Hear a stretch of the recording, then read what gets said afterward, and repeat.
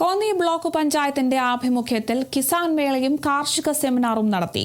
Konni block panchayat അങ്കണത്തിൽ നടത്തിയ seminar ജില്ലാ പഞ്ചായത്ത് പ്രസിഡന്റ് ഉദ്ഘാടനം ചെയ്തു.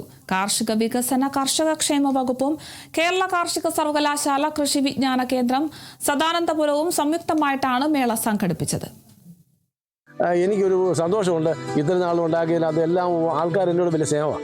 ഇവിടുത്തെ ആൾക്കാർ ഈ വാഴക്കൊല ഉണ്ടാകുന്ന മുഴുവൻ നാട്ടുകാർ ഞങ്ങൾ കൊടുക്കും അല്ലേ, പഴുപ്പിച്ച് ഞങ്ങൾ കൊടുക്കും.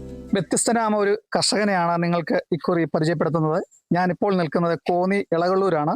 എനിക്ക് ചുറ്റും കാണുന്ന ഈ 2.5 ഏക്കർ സ്ഥലത്ത് വ്യത്യസ്ത രീതിയിലുള്ള വിവിധ തരത്തിലുള്ള ചെടികളും വൃക്ഷ ലതാദികളും ഒക്കെ ഉണ്ട്. ഇത് അന്യ സംസ്ഥാനങ്ങൾ, അതായത് കാശ്മീർ മുതലുള്ള ഇന്ത്യയിലെ വിവിധ സ്ഥലങ്ങളിൽ നിന്നും സംഭരിച്ചെടുത്തതാണ്. കാരണം ഇത് വിൽപ്പനയ്ക്കല്ല. ഈ കർഷകർ 50 വർഷം പ്രവാസ ജീവിതം കഴിഞ്ഞ് നാട്ടിലെത്തിയേക്കുവാണ്. 3 മക്കളുണ്ട്. ഞങ്ങളോടൊപ്പം ഈ ചേരുന്ന ഈ കർഷകനെ നമുക്ക് പരിചയപ്പെടാം. ഡേവിഡ് ശങ്കരത്തിൽ, ഭാര്യ വത്സമ്മ ശങ്കരത്തിൽ അല്ലേ. ഡേവിഡ്, എങ്ങനെയാണ് ഈ കാർഷിക ജീവിതത്തിലേക്ക് വന്നത്, ഈ നീണ്ട പ്രവാസ ജീവിതം കഴിഞ്ഞിട്ട്? എൻ്റെ അപ്പനൊക്കെ പന്തളത്തുനിന്ന് ഞങ്ങൾ കുമ്പഴ വന്നു. കുമ്പഴന്ന് അന്നത്തെ കാലത്ത് ഈ 2ാം ലോകമഹായുദ്ധ സമയത്ത് ഇവിടെ ദാരിദ്ര്യം ഉണ്ടായിരുന്നു. ആ സമയത്ത് ഈ കൂപ്പ് കൃഷി ചെയ്യാൻ വേണ്ടിയൊക്കെ സ്ഥലം കൊടുത്തു. ആ കൂപ്പ് കൃഷി ചെയ്യുന്നതിന് വേണ്ടി എൻ്റെ അപ്പൻ്റെ അപ്പനുമായിട്ടൊക്കെ ആൾക്കാർ തണ്ണിത്തോട്, തേക്കോട്, മണ്ണേറ സ്ഥലത്തൊക്കെ പോയി അവർക്ക് 100 ഏക്കർ സ്ഥലം ഉണ്ടാക്കി അവിടെ എല്ലാം കൃഷി ചെയ്തു. ആ കൃഷി ചെയ്ത് അന്നത്തെ ആൾക്കാർക്കെല്ലാം ദാരിദ്ര്യമായതുകൊണ്ട് ആൾക്കാർക്കൊക്കെ ചുമ്മാ കൊടുക്കുകയും ചെയ്തു. ഇന്ന് വരെയും ഞങ്ങൾക്ക് അതിനൊരു മുടക്കം വന്നിട്ടില്ല. ഇപ്പം ഞാൻ ഈ കിഴവള്ളൂർ വരെ താമസിക്കുന്നതെങ്കിൽ ഇവിടെ എനിക്ക് 2 ഏക്കർ കൂടുതൽ വസ്തുവുണ്ട്.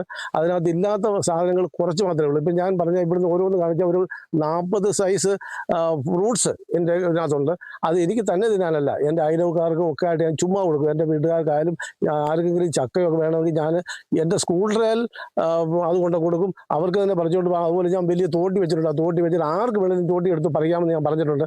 അവർ വന്ന് പറിച്ചുകൊണ്ട് പോകണം. ആ ഒരു പൈസ ഒന്നും ഞങ്ങൾക്ക് തരണ്ട. നിങ്ങൾക്ക് എപ്പം വേണമെങ്കിലും വരാം. ഇവിടെ എപ്പോഴും ഗേറ്റ് തുറന്ന് കിടക്കുകയാണ്. ആവശ്യമുള്ളൂ. അതുപോലെ വിൽക്കാനുള്ള സാധനം ഉണ്ടെങ്കിൽ തന്നെ ഞാനിവിടെ കപ്പയൊക്കെ വിൽക്കുകയാണെങ്കിൽ തന്നെ വെളിയിൽ 50 രൂപ ഉണ്ടെങ്കിൽ 40-നും 35-നും കൊടുക്കും. ഈ കടക്കാർക്കൊക്കെ 30-നും കൊടുക്കും. എന്നാലും അവർക്ക് ചെയ്യാനൊക്കെ ഉണ്ടല്ലോ. അതുപോലെ വാളംപുളി, അതുപോലെ ഈ മീൻപുളി, ഇതൊക്കെ സാധനങ്ങൾ ധാരാളമാണ്. അതെല്ലാം ഞാൻ അതിൻ്റെ ഓരോ ചെറിയ കിഴിയാക്കിയിട്ട് എൻ്റെ ഭാര്യ അതെല്ലാം അതിൻ്റെ കുരു കളഞ്ഞ് ആർക്കൊക്കെ വേണം അവർക്കെല്ലാം അമ്മമ്മ എനിക്ക് തരണേ എന്ന് പറഞ്ഞ ആൾക്കാർക്ക് വരുന്നവർക്കൊക്കെ ഞാൻ കൊടുക്കും. അവളും എന്നെ പോലെ കൊടുക്കാൻ താല്പര്യമാണ്. അതാണ് ഞങ്ങളുടെ പ്രത്യേകത. ഇവിടെ എന്ന് വെച്ചാൽ നമുക്ക് ദിവസവും കഴിക്കത്തക്ക പോലെ ഇപ്പം നമ്മൾ കപ്പ പിടിച്ചിട്ടുണ്ട്. കപ്പ ആണെങ്കിലും ഇത് ഞാൻ തന്നെ തിന്നാന്നുള്ള ആർക്കെങ്കിലും വേണേൽ കുറച്ച് കൊടുക്കും. അങ്ങനെ കൊടുക്കാന്നുള്ളൊരു പ്രത്യേകത എൻ്റെ ജീവിതം. കൊടുക്കുന്നത് സന്തോഷം. ഇപ്പം നമ്മളൊരു വാഴ വെച്ചു, ആ വാഴയ്ക്ക് ഒരു കൂമ്പ് വന്ന് ആ വാഴ വെക്കുമ്പോഴത്തേക്ക് നമുക്ക് ആ വാഴ വെട്ടുമ്പോൾ വരെ നമുക്ക് സന്തോഷം. ഒരു കൃഷിക്കാരൻ അത് ഉണ്ടാകുന്ന നമുക്ക് മക്കളുണ്ടാകുന്ന പോലുള്ള സന്തോഷമാണ്. ആ ഒരു രീതി ജീവിച്ചാകൊണ്ട് എനിക്ക് 70 വയസ്സ് കഴിഞ്ഞു. എന്നാൽ തന്നെ ഉള്ളു. എനിക്ക് കണ്ടാ തോന്നത്തില്ല. അത് പലരും പറയുന്നുണ്ട് കേട്ടോ. എനിക്ക് പ്രായം എൻ്റെ അനിയന്മാരെ കണ്ട എന്നെക്കാട്ട് പ്രായം തോന്നി. എൻ്റെ അനിയനാണ് യോഹന്നാൻ ശങ്കരത്തിൽ അച്ഛൻ. അതുപോലെ എൻ്റെ ഏറ്റവും ഇളയ അനിയൻ അവനാണെങ്കിലും നമ്മുടെ മണ്ണേറ സ്ഥലത്തെ കോൺഗ്രസിൻ്റെ പഞ്ചായത്ത് മെമ്പറായിരുന്നു. ഞങ്ങളൊരു 100 വർഷം ഈ ഇന്ത്യൻ നാഷണൽ കോൺഗ്രസ് എന്നുമുണ്ടായ അന്ന് മുതലേ എൻ്റെ കുടുംബങ്ങൾ മുഴുവൻ ശങ്കരത്തി കുടുംബം 3/4 ആൾക്കാരും ഈ കോൺഗ്രസിന്റെ ആൾക്കാരാണ്. അടങ്ങിയിരിക്കത്തില്ല, ഒരു മിനിറ്റ് പോലും വീടിനകത്തിരിക്കത്തില്ല. ഞാൻ വഴക്ക് പറഞ്ഞാലും പറമ്പില്ല എപ്പോഴും ആള്. രാവിലത്തെ ബ്രേക്ക്ഫാസ്റ്റ് ഒക്കെ 10 മണിയാവും കയറി. ഞാൻ വിളിച്ച് പടുക്കും. 10 മണിയാകുമ്പോൾ കയറുന്നാ കഴിക്കുന്നത്. അവിടെ നേഴ്സാ. അപ്പൊ നേഴ്സായതുകൊണ്ട് അബുദാബിയിലെ അലയൻ എന്ന സ്ഥലത്തെ ജിമ്മി ഹോസ്പിറ്റലിൽ 30 വർഷത്തോളം അവിടെ ജോലി ചെയ്തു. അതുപോലെ ഇവിടെ വീടാണെങ്കിൽ മുണ്ടക്കയത്ത് എന്ന് പറയും. മുണ്ടക്കയത്ത് പുത്തൻ വീട്. അവരുടെ അമ്മയാണെങ്കിൽ അന്നത്തെ ഒരു ടീച്ചറായിരുന്നു. ആ ടീച്ചർ അവിടുത്തെ പഞ്ചായത്ത് മെമ്പറായിരുന്നു. ആ പഞ്ചായത്ത് മെമ്പറെ എല്ലാവരും പ്രത്യേക രീതിയിൽ ഒരു പേര് പറയുന്നത് സാർ എന്ന് പറയും.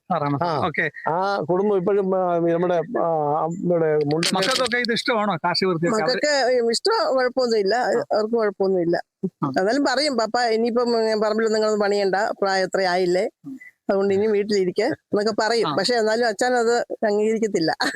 മറ്റേ നമ്മളെ ഈ വിവിധ തരത്തിലുള്ള ചക്ക, കപ്പ, മാങ്ങ ഈ ഉൽപ്പന്നങ്ങളൊക്കെ ഇവിടെ ഉണ്ടല്ലോ. പക്ഷെ ഞങ്ങൾ ഇവിടെ വന്നപ്പോഴത്തേക്കിനെ അച്ഛൻ്റെ ആക്റ്റീവ സ്കൂട്ടറിനകത്ത് വെച്ച് ബാക്കിയുള്ള എല്ലാവർക്കും ആർക്കൊക്കെ വേണമെന്ന് പറഞ്ഞാൽ എല്ലാവർക്കും കൊണ്ട് കൊടുക്കും. അതിനൊരു മടിയില്ല. 5 കിലോമീറ്റർ അകലെ വരെ കൊണ്ട് കൊടുക്കും. 5 കിലോമീറ്റർ അകലെ വരെ കൊണ്ട് കൊടുക്കും. അവരോട് ഞാൻ പറയും, എപ്പം വേണേലും നമ്മൾ വന്നു, ഇന്ന സാധനങ്ങളുണ്ട്. നാട്ടുകാരും എല്ലാ അയൽവക്കക്കാരെല്ലാം അങ്ങ് അച്ഛനെ അങ്ങ് പോയിട്ട് വെച്ചു. കാരണം ഈ അച്ഛന് ഭയങ്കരമായിട്ട് ആൾക്കാരെ സ്നേഹിക്കുന്നു, സാധനം ഇങ്ങനെ എല്ലാവർക്കും കൊടുക്കുന്നു. അങ്ങനെ ഭയങ്കര ക്രെഡിറ്റാ ആളിന്. അതുകൊണ്ട് നമുക്ക് ബൈബിളിൽ തന്നെ അങ്ങനെയുള്ള വാക്യങ്ങളൊക്കെ ഉണ്ട്, ഉണ്ട്, ഉണ്ട്, ഉണ്ട്, ഉണ്ട്. ഇതിന്റെ ഈ മാങ്ങ ഉണ്ടായത് മാങ്ങ ഒരു 100 പേർക്കെങ്കിലും കൊടുത്തു. ഒരു 10, 25, 15 മാങ്ങ ഓരോ കിഴി ഉണ്ടാകും, ഒരു പ്ലാസ്റ്റിക് ബാഗിനകത്ത് ഇട്ട് ഓരോരുത്തർക്കും കൊടുക്കും. അവർക്ക് സന്തോഷം. അവർക്ക് മാങ്ങ കറി, മാങ്ങാ കറി എന്ന് പറഞ്ഞാൽ മാമ്പഴപ്പുളിശ്ശേരി ഉണ്ടാക്കാനുണ്ട്. അപ്പൊ ഈ അച്ചാന്റെ ഈ പ്രവർത്തനം കണ്ടിട്ടേ സംസ്ഥാന ഈ കൃഷി വകുപ്പൊക്കെ എന്തെങ്കിലും ആദരിക്കുകയോ ചെയ്തിട്ടുണ്ടോ? ഇതുവരെ ഒന്നും ആദരിച്ചിട്ടില്ലെങ്കിലും അവരെന്നെ എല്ലാ കാര്യങ്ങളും എന്നെ അറിയിക്കും.